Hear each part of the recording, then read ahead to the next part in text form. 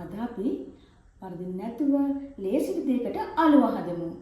මම මෙතන අරන් තිනවා තෙත හාල් පිටි ග්‍රෑම් 350. මම දැන් මේක බෙද ගන්නයි යන්නේ. අපි දැන් මේ පිටි ටික අඩු ගින්දරේ බෙද ගන්න ඕනේ. අපි නොනවත්වා මේ වගේ පෙරලන්න ඕනේ එහා මෙහා, නැත්නම් අඩිය කර වෙන්න පුළුවන්.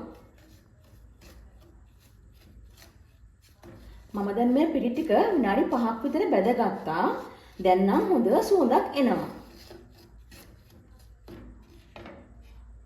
පිටි මෙහෙම ඇල්ලුවට පස්සේ වැලි වගේ අහුවෙනවා. ඒ කියන්නේ පිටි ටික හොඳට බෙදලායි තියෙන්නේ. මම දැන් ඒක ඕෆ් කරනවා. ඕෆ් කරලා ඉවර වෙලා මේ පිටි ටික හොඳට නිවෙන්න දෙනවා.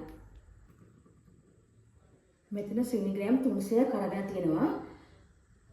මම වතුර එකතු කරනවා සීනි වැය ප්‍රමාණයට විතරක්. කියන්නේ මේ පීරිසන කෝප්පියෙන් 3 කායක් විතර එකතු කරා. දැන් මේ සීනි එක උණු කරගන්නයි යන්නේ. ගින්දර මධ්‍යම ප්‍රමාණය තියාගෙන අපි මේ සීනි එක උණු කරගමු. දැන් මේ සීනි පෙන එක 3 පාරක් විතර හොඳ නැටුවා. දැන් මෙහෙම අල්ලලා බලනකොට ඇඟිලි වල ඇල්ල වගේ තියෙනවා නම් පැණි එක පදම හරි. දැන් නම් මේකේ පදම හරි. මම දැන් ලිප ඕෆ් කරනවා. ලිප ඕෆ් කරලා ඉවරලා මේ පැණි එක හොඳට නිවෙන්න තියෙනවා. මම සීනි පැණි එක හොඳට නිවා ගත්තා. මම එයින් කෝප භාගයක් විතර අයින් කරා. හදිස්සියේ පැණි වැඩි වෙලා පිටි මදුනොත් කියලා. අපි දැන් පිටි ටික එකතු කරමු.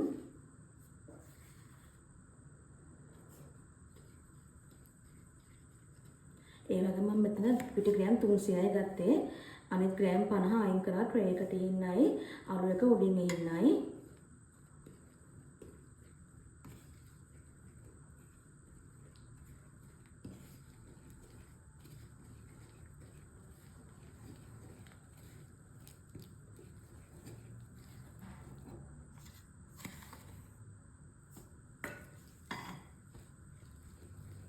මම බදලා කුඩු කරගත්ත එන සාල් ටිකකුත් එකතු කරනවා.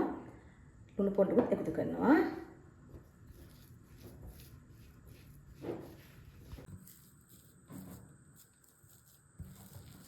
මම අරන් තියාගත්ත පැණි එකත් මේකට එකතු කරා. මම දැන් මේක පිරිතවරගත්ත ට්‍රේ එකට දාන්න යන්නේ. මම මේක ට්‍රේ එකෙන් තියලා තුනී කරන්න ඕනේ.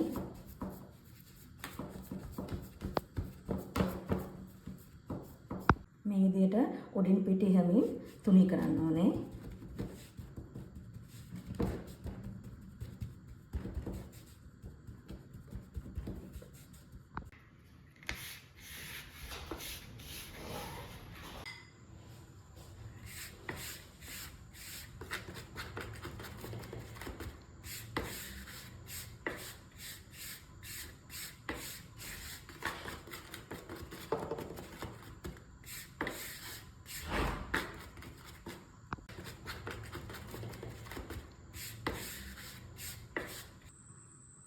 අපි දැන් මේක හයි වෙන කලින් කෑලි කපා ගන්න ඕනේ.